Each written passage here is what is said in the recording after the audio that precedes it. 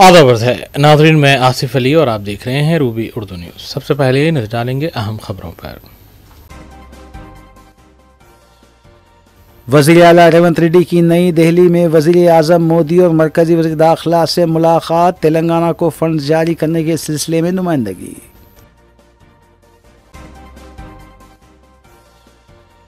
वज़ीर आला आंध्र प्रदेश चंद्रबाबू नायडू ने भी वज़ीर आज़म मोदी से की मुलाकात, रियासत के मुख्तलिफ मसाइल पर किया तबादला ख्याल।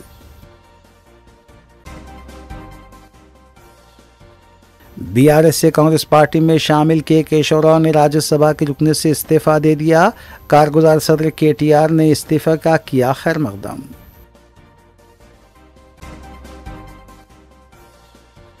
मजलिसी अरकान असम्बली मुतालिका हल्कों में अवामी मसाइल की यकसुई में मसरूफ।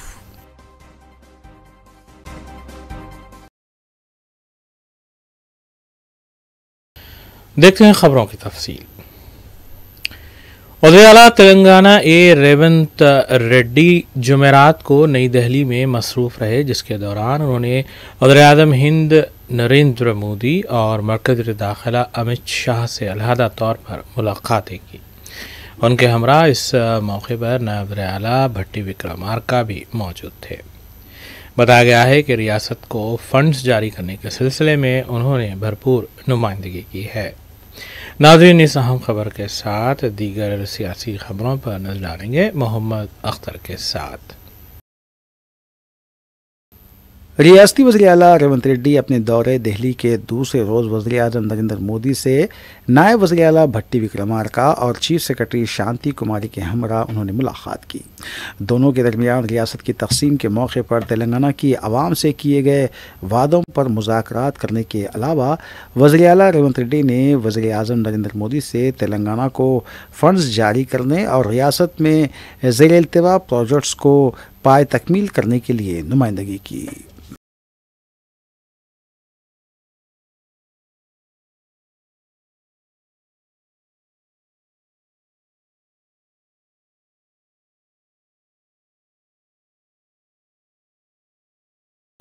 वज़ीर आला रेवंत रेड्डी नायब वज़ीर आला भट्टी विक्रमार्का ने नई दिल्ली में मरकजी वज़ीर दाखिला अमित शाह से मुलाकात करते हुए रियासत के अजला के लिहाज से IPS ओहदेदार फराहम करने की नुमाइंदगी की। इसके अलावा महकमे दिफा और महकमे दाखिला के तहत की अराजियात के मसाइल की यकसुई फौरी तौर पर करने और रियासत के अमन व अमान की सूरत हाल से मरकजी वज़ीर दाखिला को वाकिफ करवाया गया। తెలంగాణ రాష్ట్ర ప్రయోజనాల కోసం అట్లాగే విభజన చట్టంలో పొందుపరిచిన హక్కుల కోసం ఈ రెండు అంశాలపైన దేశ ప్రధాని శ్రీ నరేంద్ర మోడీ గారిని అట్లాగే హోంశాఖ మార్చులు అమిత్ షా గారిని కలిసి రాతపూర్వకంగా రిప్రజెంటేషన్ ఇవ్వటమే కాకుండా ప్రత్యేకంగా కూడా వారికి రిక్వెస్ట్ చేస్తూ కొన్ని అంశాలు వారి దృష్టికి తీసుకొచ్చాం.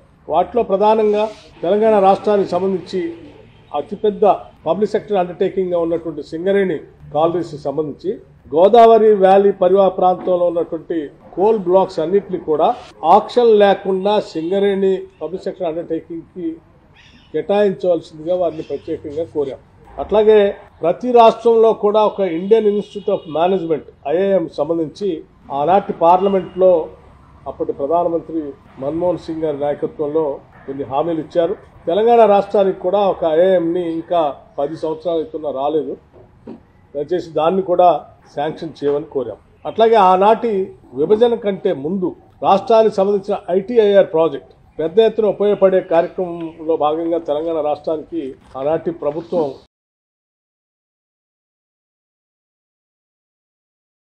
रियासती वज़रात T नागेश्वर राव, जूपल्ली कृष्णा राव, कोमट वेंकट रेड्डी और दीगर को सेक्रेटेरिएट में उस वक्त तल्ख तजुर्बा हुआ जब ये वज़रा सेक्रेटेरिएट को 10 बजे पहुँचे, जिस पर उनके महकमे के सेक्रेटेरिएट मुलाजमीन अपनी ड्यूटी पर नज़र नहीं आए, जिस पर वो हैरत ज़दा रह गए।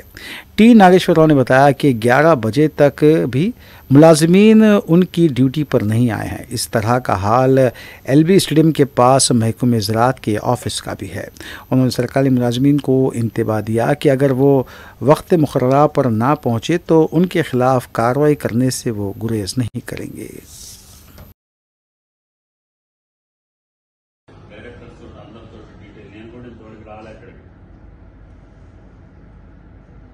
ఎప్పుడో ఒకసారి ఒక అకేషన్కి వచ్చా వసంత నాయకురావు ఉన్నప్పుడు. నాకు దీని మీద 40 సంవత్సరాలు బట్టి నాకు అనుబంధం ఉన్నా కూడా నేను ఇందులోకి అడుగు పెట్టలే, మీ DCCBలో కూడా అడుగు పెట్టలే. ఫ్రమ్ 83 ఆన్వర్డ్స్ ప్రతి చైర్మన్ నేనే గెలిపించి పంపిస్తాను.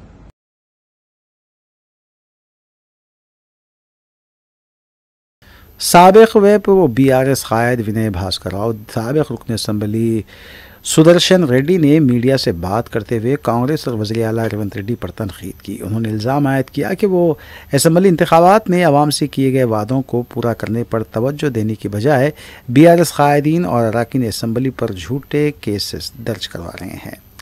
मज़कूरा कायदीन ने वाज़ेह किया कि वज़ीर आला रेवंत रेड्डी ने 6 ज़मानतों में से सिर्फ एक ज़मानत ख़वातीन को मुफ्त बस सफ़र की सहूलत फराहम करने के अलावा माबाकी 6 ज़मानतों को नज़रअंदाज करते हुए आवाम के साथ धोखाधड़ी की है।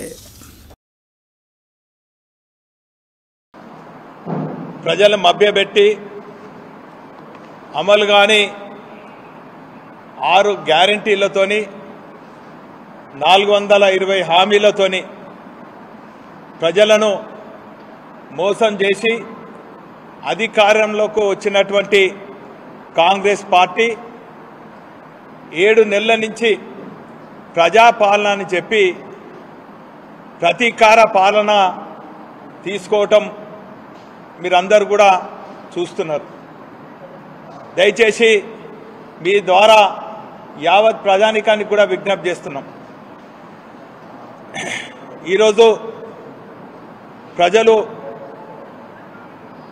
వారికి ఇచ్చినటువంటి హామీలు నెరవేర్చాలని చెప్పి ఎక్కడికక్కడ అధికార పార్టీ మంత్రులను శాసనసభ్యులను నిలదీస్తున్నటువంటి సందర్భంలో గత 6-7 నెలల నుంచి కూడా కొన్ని పండుగల సందర్భంగా కూడా మతాల మధ్య చిచ్చుపెట్టి శాంతి భద్రతలను కూడా కాపాడలేని నిస్సాయ స్థితిలో ఈ ప్రభుత్వం ఉండి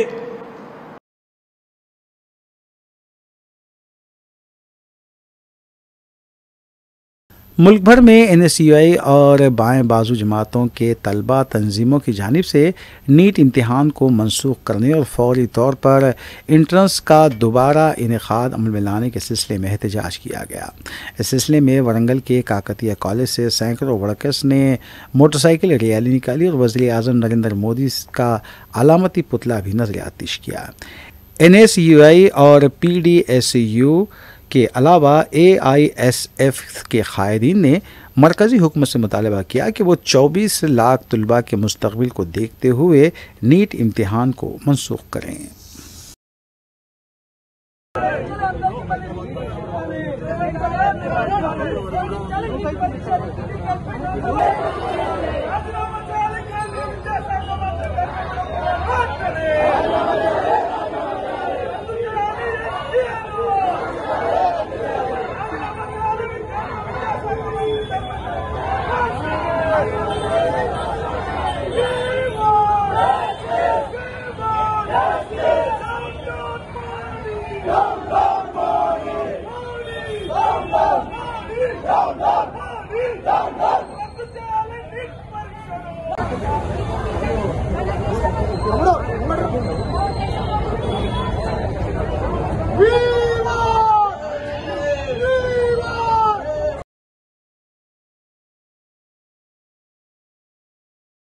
हल्का असम्बली बहादुरपुरे के तहत मंजूरा शादी मुबारक और कल्याण लक्ष्मी स्कीम के चेक्स की तकसीम का सिलसिला जारी है और इस ज़िमन में 400 से ज़ायद चेक्स तकसीम किए गए।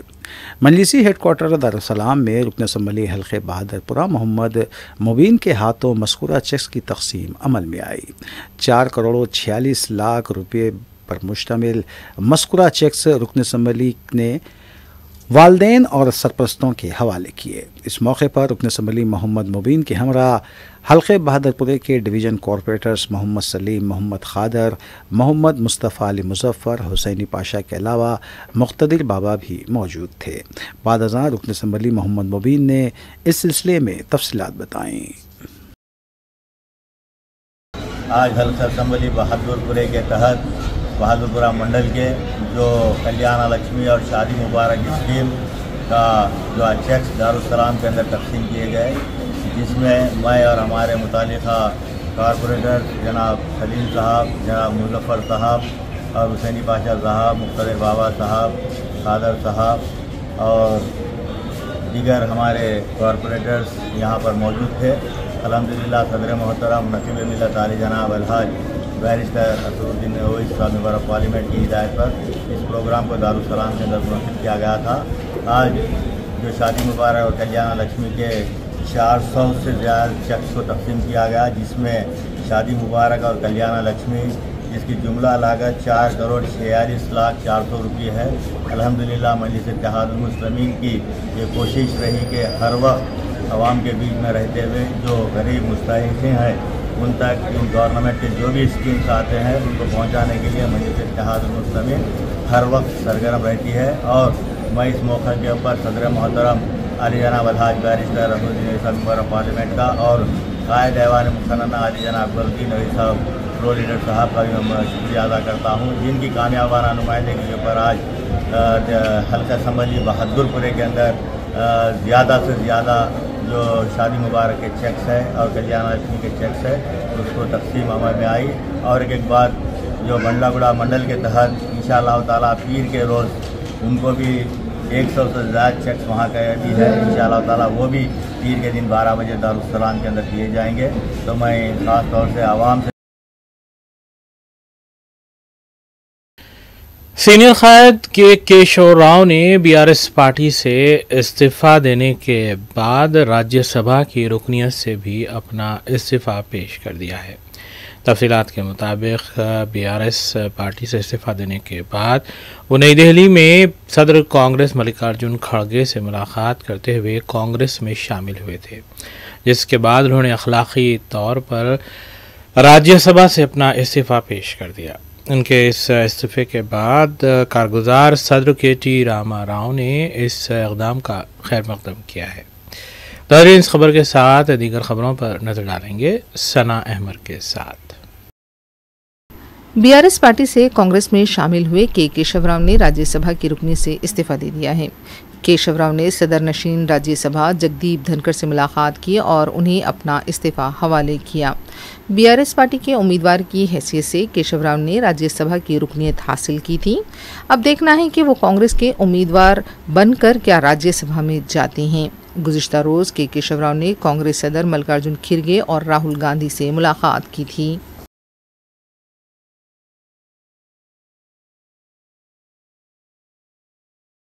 रियासती वज़रा कोमट रेड्डी वेंकट रेड्डी और टी नागेश्वर राव ने अपने अपने मुताल्लिक़ा महकमे जात का अचानक मुआयना किया। वज़रा ने दफातर में होने वाले काम काज का जायज़ा लिया।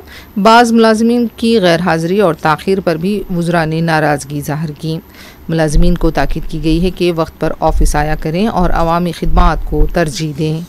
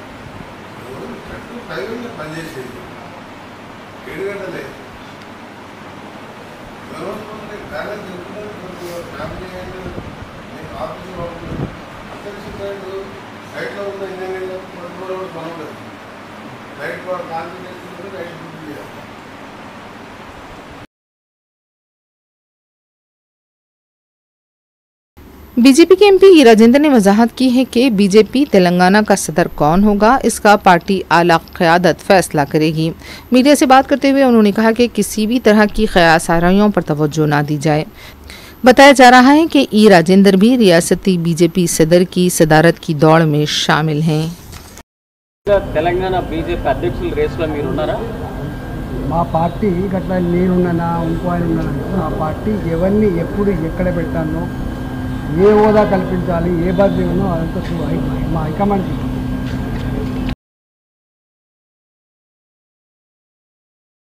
लोकसभा में राहुल गांधी की तकरीर को लेकर बीजेपी युवा मोर्चा की तरफ से एहतजाज किया गया।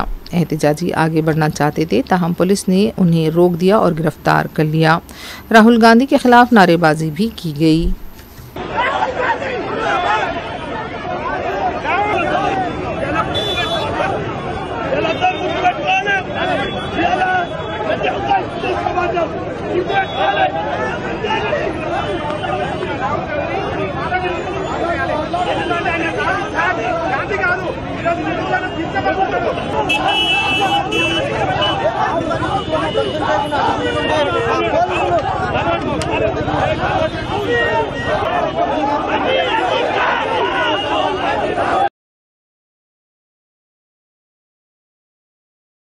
हैदराबाद के आइकिया साइबर टावर जाने वाली शाहराह पर जुमेरात को ट्रैफिक जैम देखी गई।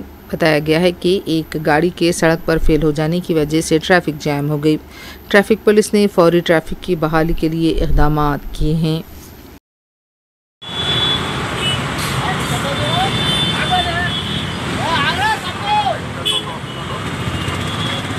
గట్లే ముందరికి జర దూరం బొమ్మను భాయ్. అది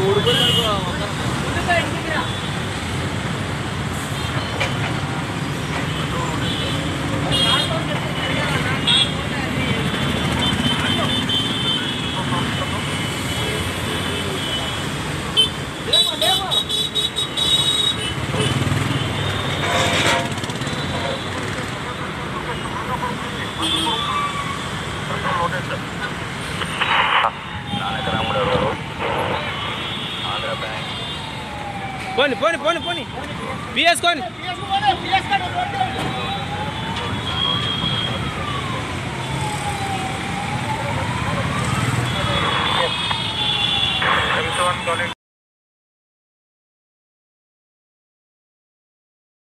आंध्र प्रदेश के वज़ीर-ए-आला चंद्रबाबू नायडू ने वज़ीर-ए-आज़म नरेंद्र मोदी से मुलाकात की है। इस मुलाकात के दौरान भी आंध्र प्रदेश में एनडीए हुकूमत की तश्कील के बाद की हिकमत अमली पर तबादले ख्याल की इत्तला मिली है। चंद्रबाबू नायडू ने अपने दिल्ली दौरे के मौके पर मरकजी वज़ीर नितिन गडकरी से भी मुलाकात की।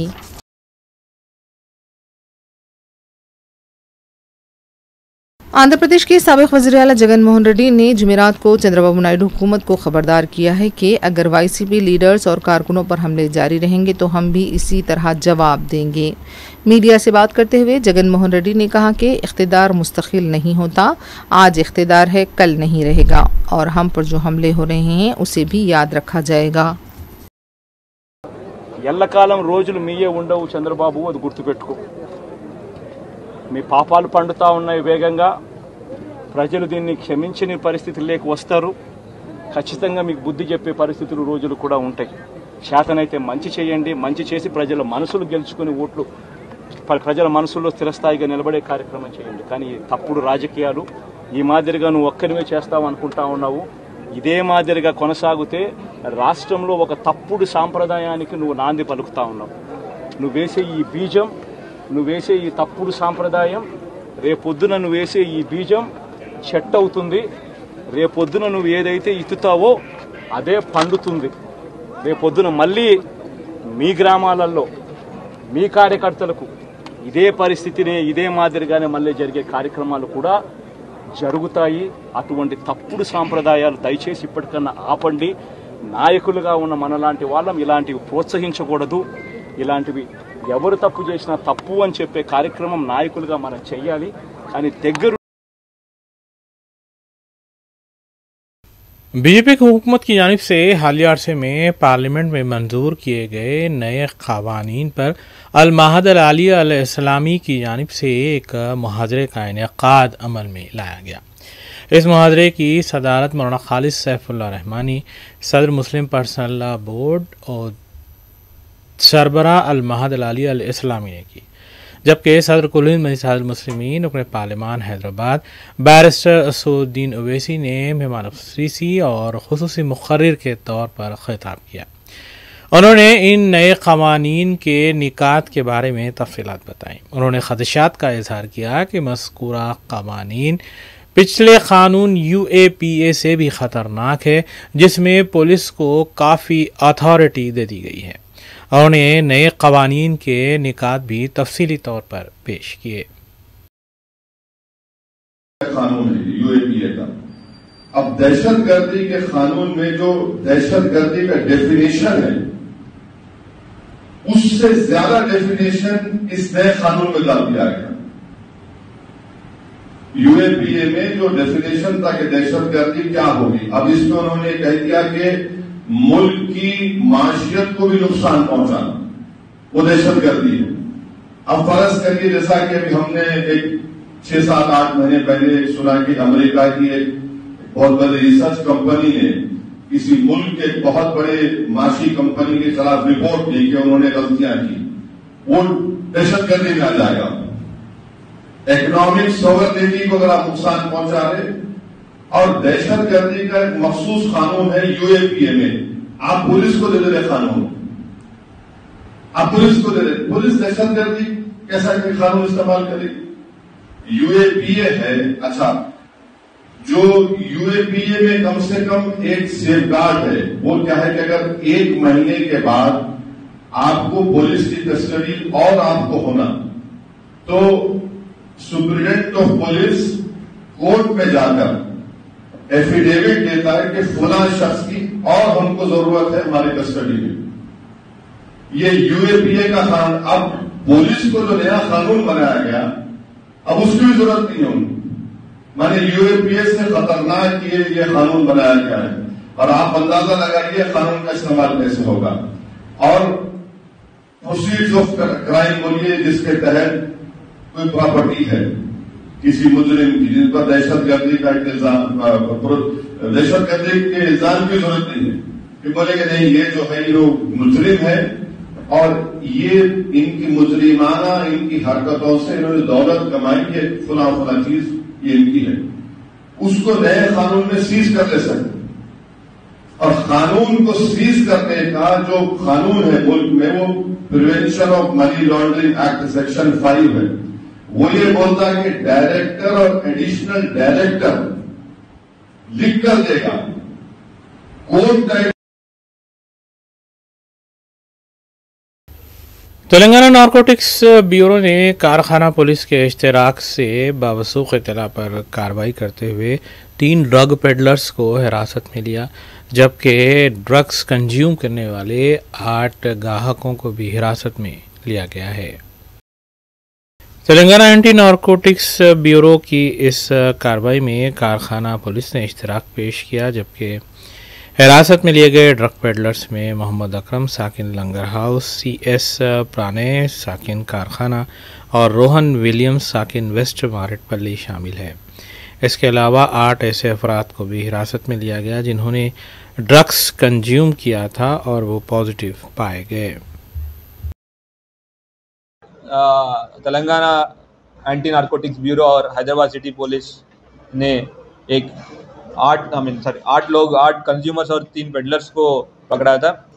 एक्चुअली ये जो technical lead Telangana anti narcotics bureau ने हैदराबाद सिटी पुलिस को दिया था, तो नॉर्थ जोन DCP अपना टीम्स फॉर्म करके उनको पकड़ा था और उनसे टेस्ट किया रहा था। तो तुरंत उसमें जैसे कि हमारे पास नया टेस्ट किट है, इसमें रिजल्ट 2 से 3 मिनट पे आ जाते हैं। इसमें सबके पॉजिटिव आया, तो पूछताछ किया तो ये बोला कि इन लोग 3 सप्लायर्स और पेडलर्स से ये ड्रग्स ला रहे थे, और वो ड्रग्स गांजा, OG और ओशन ग्रीन गांजा का एक वैरायटी है, और LSD बॉट्स ले रहे, उन लोग जो पेडलर्स से उनसे ले रहे थे। पेडलर्स का नाम है अकरम, प्रणय और रोहन विलियम्स।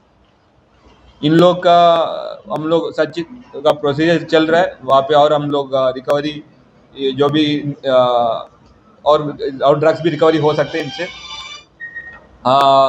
अभी सभी आपका थ्रू सभी लोगों का अपील है कि एजुकेशनल इंस्टीट्यूशन, स्पेसिफिकली तेलंगाना में CM साहब आप कल मीटिंग पे भी सुना होगा, ये ड्रग्स के अगेंस्ट बहुत स्पेसिफिक है। जितना भी हम लोग एजुकेशन इंस्टीट्यूशन पे स्पेशल कॉन्सेंट्रेशन और स्पेशल फोकस रखा। कि जो भी वहाँ पे जाके कोई भी सप्लाई करने की कोशिश कर रहा है या उसको यूज़ करने के लिए कोई भी प्रमोट कर रहे हैं, उनके ऊपर एक्शन होगा। उसके एग्जाम्पल दिखाने के लिए हम लोग ये प्रेस मीट भी रखा कि जो कंज्यूमर से, जो स्टूडेंट से हम लोग पकड़ा और सप्लायर्स तक गए। और साथ साथ ये रिक्वेस्ट है आपके थ्रू सारी एजुकेशन इंस्टीट्यूशन के एडमिनिस्ट्रेशन को, ये आपका एरिया में, आपका कॉलेज में या आपका स्कूल, आपका कॉलेज स्कूल जो भी है, उसके अंदर कोई भी ड्रग आ रहा है तो उसको कंट्रोल करने के लिए, रोकने के लिए आप लोग भी कुछ सिक्योरिटी मेजर्स रखना है। हम लोग को हमारे इन्वेस्टिगेशन में ये पता चलेगा कि आप लोग कुछ सिक्योरिटी मेजर्स नहीं रखा है तो ज़रूर डिपार्टमेंट ऑफ हायर एजुकेशन को हम लोग लिखेंगे कि they are failing to control drugs और उनके ऊपर एक्शन भी होगा। सो सभी को हमारे साइड से रिक्वेस्ट है, पुलिस के साइड से, ये ड्रग्स के अगेंस्ट एक जंग है। एक पुलिस से अकेले नहीं होगा इसमें जीतना। सभी लोग का हेल्प चाहिए, मदद चाहिए, ताउन चाहिए, ताकि ये ड्रग्स के अगेंस्ट हम जो ये जंग जीत पाए।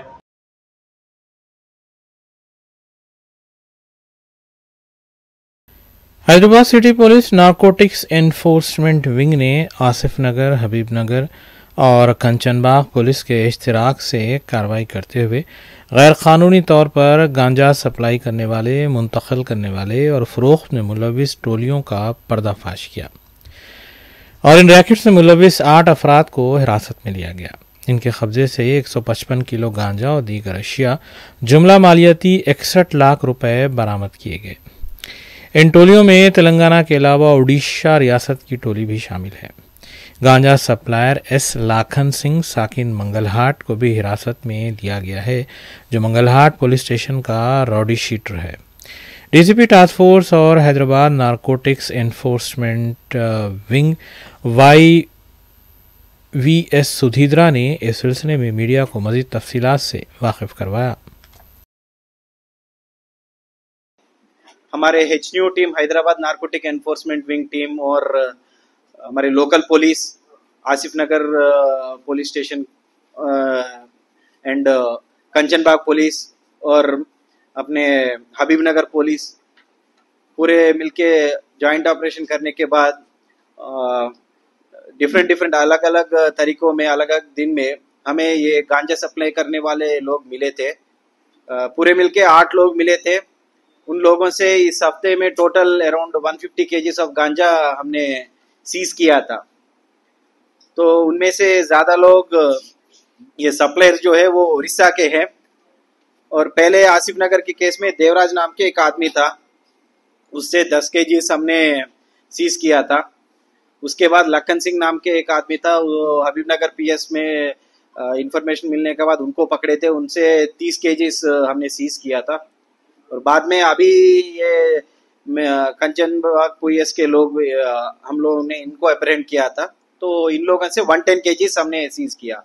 तो इन लोगों को पकड़ने के बाद हमें पता चला कि ये लोग भी उसी को देने जा रहे थे। तो ये लिंक ऐसा जा रहा है कि ये लोग लखन सिंह को देते, लखन सिंह दूसरों को, देवराज जैसे लोगों को दे रहा है बोल के। तो ये फर्दर इन्वेस्टिगेशन में हम पूरा देखेंगे कि लखन सिंह है और भी कोई लोग है या, और लखन सिंह के लोग देवराज जैसे कितने लोग हैं वो भी देख रहे। और इनमें ट्रांसपोर्टर्स भी है, मतलब ये डायरेक्टली थोड़ा डिलीवर करते, थोड़े ट्रांसपोर्टर्स बीच में लोग है। एक संगारेड्डी का आदमी है, जहीराबाद का, संगारेड्डी डिस्ट्रिक्ट, उसे भी हमने पकड़ा। तो वो भी यहाँ पर डिलीवरी करता है। तो ये तरीके रहते हैं, main original supplier, transporter, peddler, सब पेडलर। तो ये चारों वेरियस लेयर्स को हमने इस ऑपरेशन में मतलब लोकल पुलिस के सपोर्ट से आज पकड़ने के बाद ये चला था। ये 4 लोग हैं।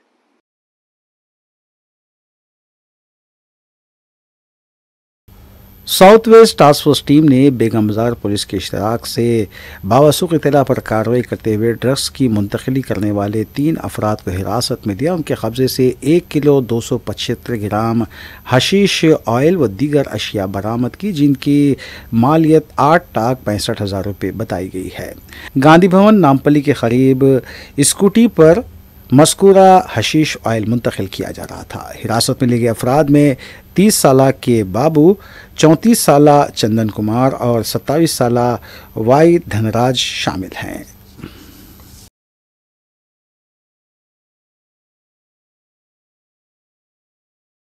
तीनों कमिश्नरेट हुदूद के पुलिस स्टेशंस के मुख्तलिफ इलाक़ों में पुलिस की जानिब से रात के औक़ात में तलाशी मुहिम का सिलसिला जारी है। इस सिलसिले के तहत मेलार देवपल्ली पुलिस स्टेशन हुदूद के मुख्तलिफ इलाक़ों में घर घर तलाशी मुहिम चलाई गई। आनीन इस खबर के साथ दीगर जराइम की खबरों पर नज़र डालेंगे। मलार देवपल्ली पुलिस की जानिब से लॉ एंड ऑर्डर की सूरत हाल को बेहतर बनाने की गर्ज से वक्तन फ़ौक्तन मुख्तलिफ इलाक़ों में तलाशी मुहिम की जा रही है। इस सिलसिले के तहत शास्त्रीपुरम, अकबर कॉलोनी, वट्टेपल्ली, मोहम्मदिया कॉलोनी और ओवैसी हिल्स में घर घर तलाशी मुहिम की गई। इस मुहिम के दौरान पुलिस ने रोड शीटर्स के मकानात की भी तलाशी ली, जबकि गुटखा पैकेट्स मुंतकिल करने वाले एक ऑटो को भी जब्त किया गया। इस मुहिम में 2 एसआईज और खुसूसी पार्टी के अमले भी मौजूद थे।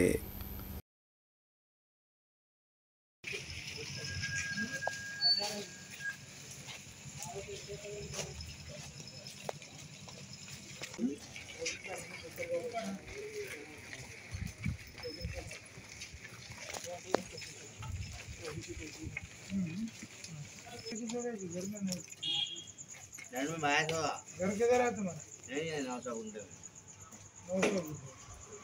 घर को चले जाओ, इधर सोते?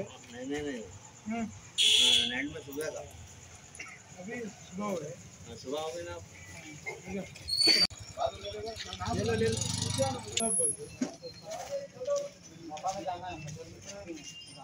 मेरा स्टेशन कहाँ है?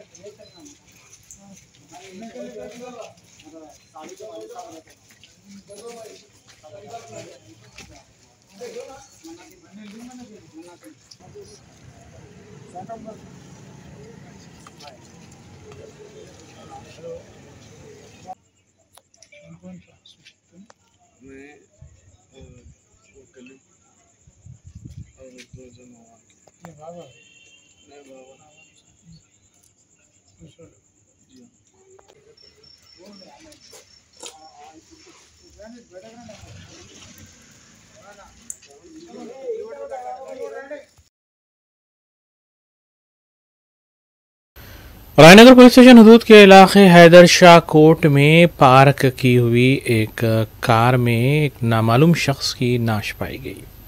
मकामी अफराद ने इस नाश को देखने के बाद पुलिस को मुतल्ला किया, जिसके बाद पुलिस मकाम वाक़े पर पहुंची और नाश को बग़ैर पोस्टमार्टम दवाखाना मुंतकिल किया गया।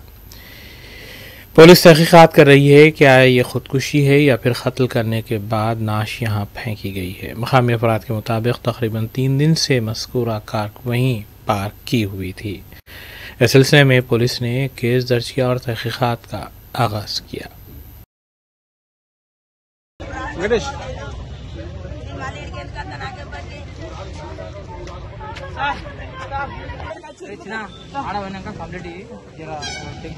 టెన్షన్ పడకు కంప్లీట్ గానీ నీకు డౌట్ ఉంటే మా పిఎస్ ఈ పిఎస్ ఇక్కడ ఇచ్చుకోరా ఇక్కడ తీసుకోరు సార్, మరి మేము పోతాం మాది నీకు 4 రోజులు అంది పట్ట ఇంకొక 4 రోజులు 2 నెలలు నాకేనే ఉండడు. అమ్మ నేను ఉంటే ఈ ఊళ్ళో ఎవరిని అనవన పడుతున్నా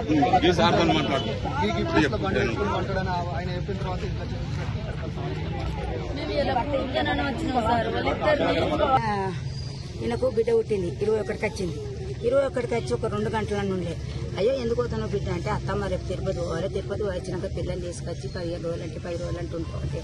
అయ్యో ఒక పిల్లని తీసుకొని రాలేదు బిడ్డ, ఒక పిల్ల కాదంటే నువ్వు తిరుపతి వచ్చినాక అత్తం కదా అత్తమ్మ, మేము అత్తం. సరే బిడ్డ పోన్నా తిరుపతి పోతే మరి వాడు మేన్నర ఆయనకు దెబ్బతిన్నది 16 ఏళ్ల కింద యాక్సిడెంట్ అయ్యి మా ఊళ్ళో గంగాధర యాక్సిడెంట్ అయ్యి మెయిన్ నరం ఎవరో పని నరం దెబ్బతింటే నిమిషంలో కేసుకొచ్చాం. నిమిషంలో 3 లక్షలు పెట్టుకున్నాం. మా ఆయన గవర్నమెంట్ ఎంప్లాయీ అప్పుడు ఉండేపటికి లేకపోతే అప్పుడు కథ అయినా నేను తెరవకు సార్. అప్పుడు 3 లక్షలు పెట్టుకుంటే ఈ నరం. आखिर में देखते हैं सुर्खियां एक बार फिर।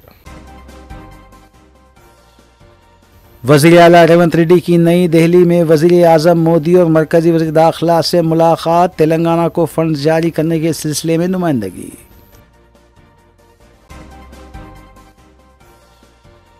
वज़ीर आला आंध्र प्रदेश चंद्रबाबू नायडू ने भी वज़ीर आज़म मोदी से की मुलाकात, रियासत के मुख्तलिफ मसाइल पर किया तबादला ख्याल। BRS से कांग्रेस पार्टी में शामिल के केशव राव ने राज्यसभा के रुकने से इस्तीफा दे दिया, कारगुजार सदर KTR ने इस्तीफा का किया खैर मकदम।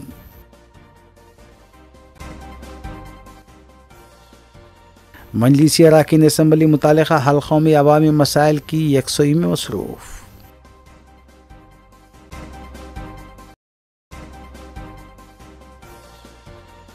इसी के साथ रूबी न्यूज़ यहीं इख्तिताम पजीर होती हैं। रियासती, कौमी और बैनुल-अक़वामी खबरों के लिए देखते रहिए रूबी न्यूज़। हम इस उम्मीद के साथ आपसे इजाज़त लेंगे कि आपका आने वाला दिन अच्छा होगा। अस्सलाम वालेकुम।